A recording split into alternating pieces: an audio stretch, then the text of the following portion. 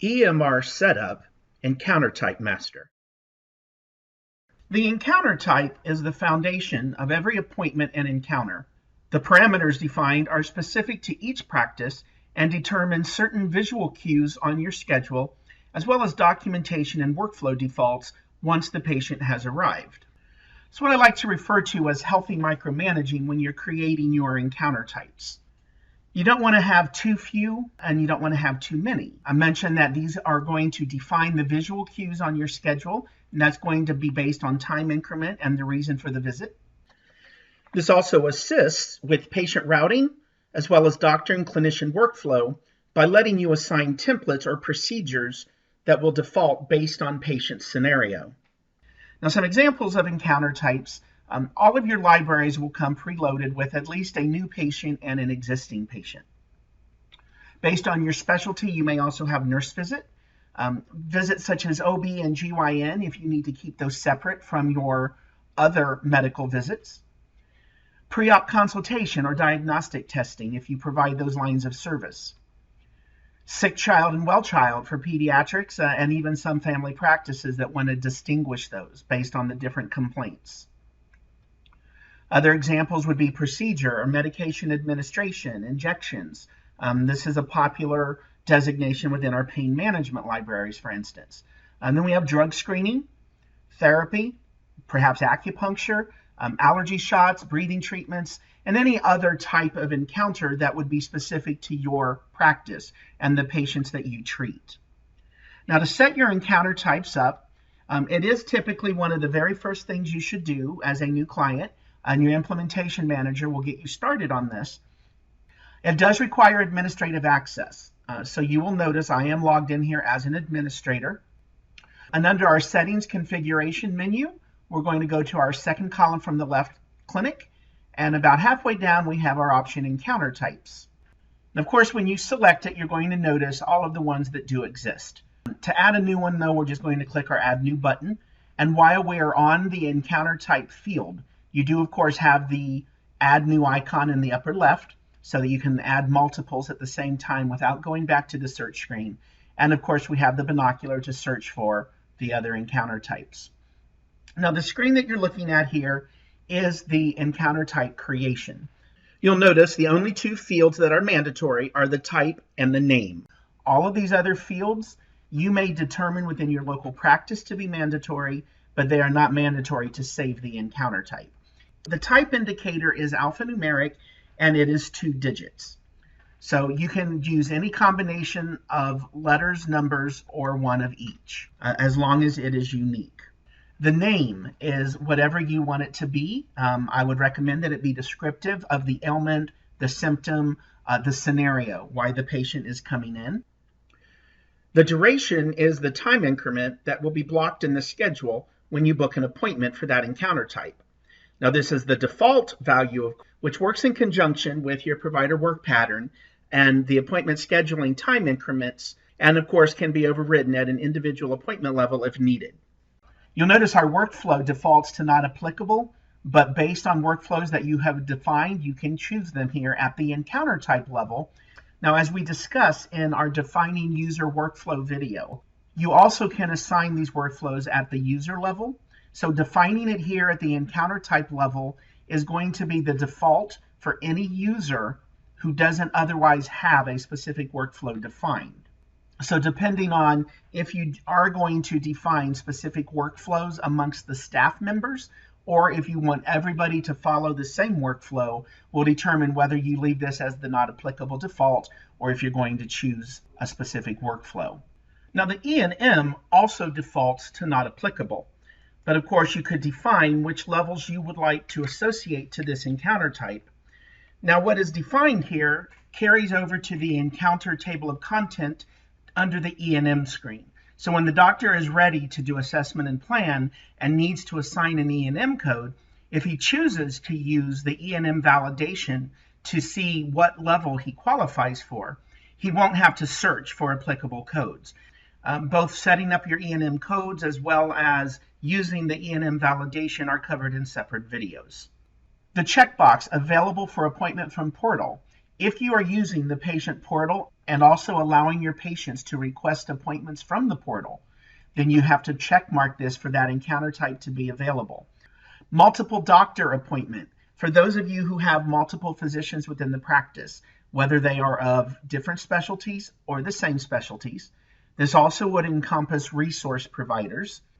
This is applicable when a patient is going to come into the practice for a visit, but during that visit, he is going to see multiple providers, maybe the primary care doctor, the therapist, the specialist, or whatever the scenarios are. So by clicking this checkbox to make the encounter type a multi-doctor appointment, it will show on each individual provider's schedule, but it will create only one encounter. Therefore, you are not having duplicate charts, duplicate claims for the same day. Now, these next three fields we see are default complaints, default progress note, and default procedures. By default, what that means is when this patient shows up and gets marked arrived, these complaint templates, meaning your HPI, the doctor's preferred progress note output template, and any specialty procedures that you may do during the course of that visit will automatically be on the encounter so that the physician does not have to do a search and waste additional clerical time choosing the correct template. And then, of course, behind all of those templates, you can have the appropriate codes associated.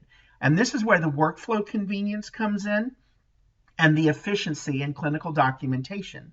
Because if you have all of these defaults defined correctly, simply by arriving that appointment, all of the templates will be defaulted, all of the codes will be defaulted, which means the provider can spend all of his or her time actually speaking with the patient without worrying about going into the computer system and finding the appropriate templates to use. So in order to choose one of those, you notice that we have our binocular. You simply click the binocular, which opens up the search screen. Now, obviously in a family practice, urgent care, internal medicine world, this may not be as valuable to you as it is for a specialist such as a podiatrist or an orthopedic surgeon, because they're scheduling patients for very specific procedures is going to have a very specific complaint. Whereas in the family practice world, the patient might be coming in complaining of coughing or difficulty breathing, and it's going to end up being a series of things once you do all of your testing. So that's why this is not a requirement. But if you were creating, for instance, an encounter type for asthma, because you're a respiratory specialist and most of your patients coming to you have asthma, so that's the chief complaint when they book the appointment. Many physicians will have their preferred progress note template, especially again based on multi-physician settings, multi-specialty settings, or just within your own personal preferences as a physician. Maybe you have a specific format you like for specific patient scenarios. So instead of it just defaulting to a generic one, you might want to have a very specific one here.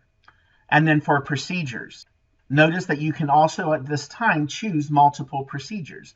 Maybe you're doing a biopsy as well as an abscess removal, as well as medication administration. So you can select multiples at the same time. Each of those, of course, could have all of their own individual codes associated behind the scenes. Now, if you realize that's not the correct template for your setup, you simply click the clear link. If there is nothing showing here during the encounter when the patient has been marked arrived, the physician will have to make a choice for the complaints and the procedures. However, the default progress note, if you do not assign one on the encounter level, it is going to default to the first one in the database as far as the numerical index of the various templates involved. Defining the color. Now this is going to be for the visual cue on your schedule page.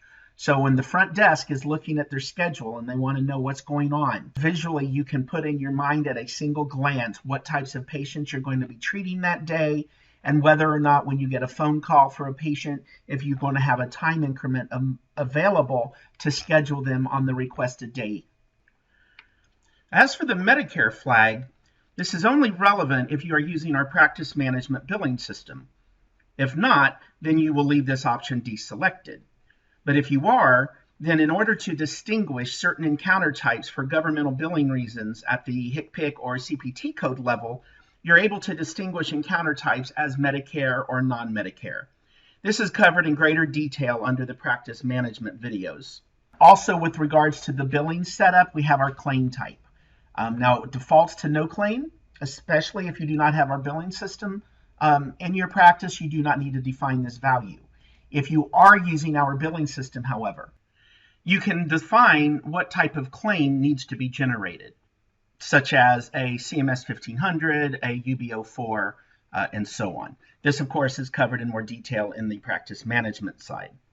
Follow-up is if the doctor has a predefined requested follow-up for that condition.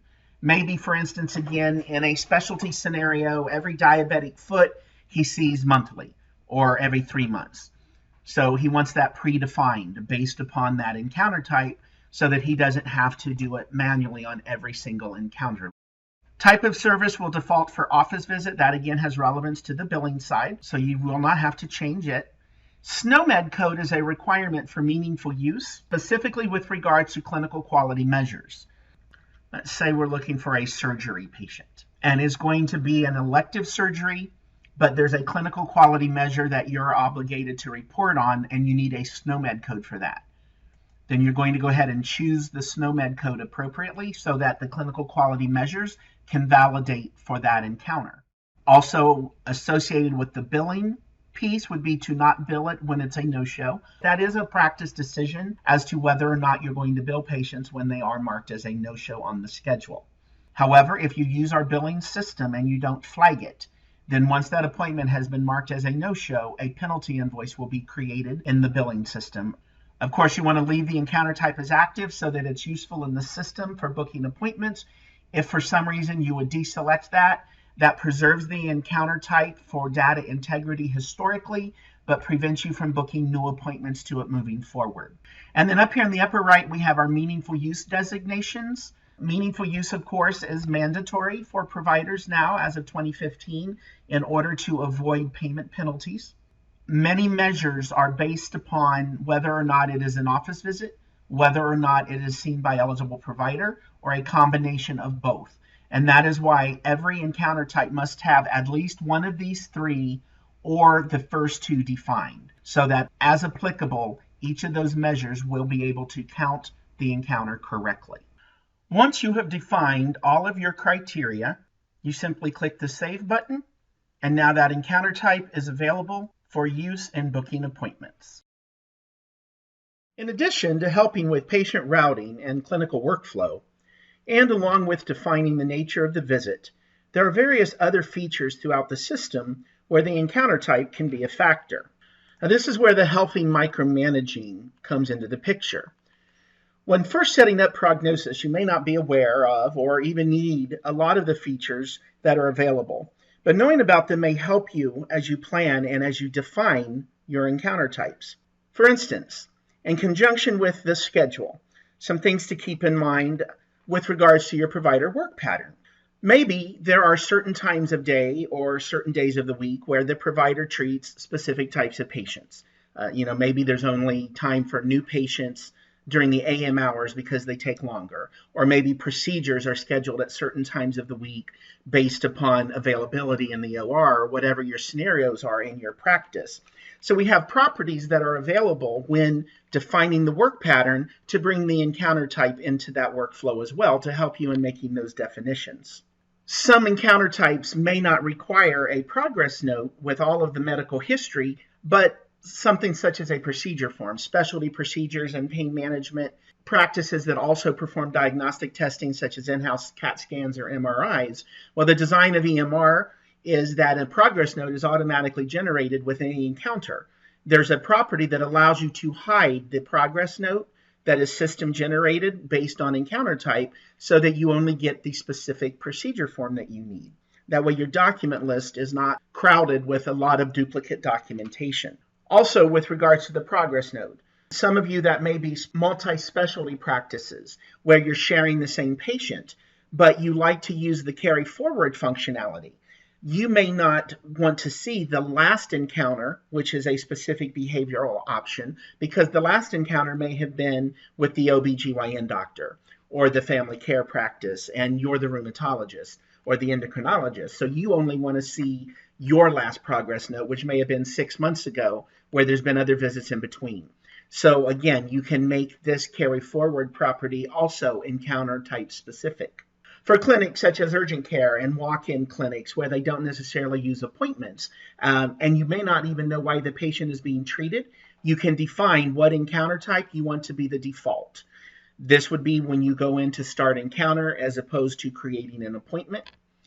Similarly, for those of you that are using the quick register function, you can define which encounter type identifies your new patients. For clients who see accident-related patients and you need the details to carry forward, especially in conjunction with using our practice management side for billing details, there are properties where you can define the specific encounter types relevant to those specific types of accidents. And then finally, probably the most useful functionality that is related to encounter types is the ability of defining custom face sheets. Now this, of course, is handled in a separate video, as all of these functions are. But for those of you who may feel that you need a different face sheet for specific encounter types, again, your new patient, you may need to see all of the history. Follow-up patients, pre-ops, procedural specific. You may not need all of those details, but yet you want to see other details. These can all be arranged at that encounter type level. So in review, with regards to defining the encounter type master, you're going to assign a unique code and name so that each encounter type is unique in the database. This is then going to determine the visual cue on your schedule, as well as the duration, the time increment. It allows specific behaviors that can accommodate your clinical workflow and documentation and patient routing, things such as your chief complaint, your templates and procedures, the progress note. You can define the level of meaningful use each encounter has. And for those of you that use practice management, you can define billing behaviors at the encounter type level. And finally, encounter type can be used to customize other features and default values applicable in your practice. That concludes this video within the series. Please click the appropriate link below for your next step. If you'd like to take a quiz, you will receive your results in real time directly on the screen so that you can see how well you've done. If you answer incorrectly, the system will prompt you with the correct response. In addition, a confidential email will be sent to the education team to help us better serve you with our educational offerings. Second, advance to the next video within the series you're currently in. And finally, return to the video library main page. As always, feel free to contact us through the Resource Center or email with any additional questions or comments.